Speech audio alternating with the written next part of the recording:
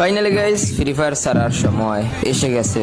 কেন চলো তোমাদের সবকিছু খুলে বলি। দেখো ভাই, তোমরা তো জানোই বর্তমানে বাংলাদেশের টুর্নামেন্টের কি লেভেলের ক্রেজ, এবং গেরিনের পক্ষ থেকেও অনেক বড় বড় টুর্নামেন্ট দেওয়া হয়। এই সব কথা তোমরা আমার থেকে ভালো জানো, তো ওই একই কথা বইলা তোমাদের সময় নষ্ট করতে চাই না। সরাসরি মূল টপিকে আসি। দেখো গাইস, গেরিনা এত বড় বড় টুর্নামেন্ট দিচ্ছে, তারপরেও নাকি গেমটা এখনো আনব্যানই হয়নি।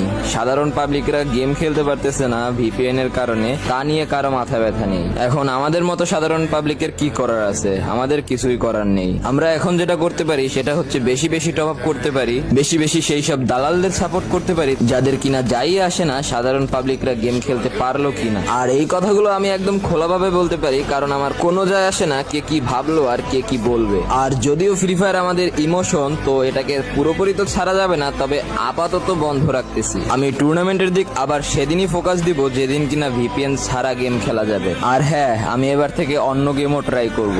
আর তোমাদের কি মতামত সেটা কমেন্ট বক্সে জানাইতে পারো।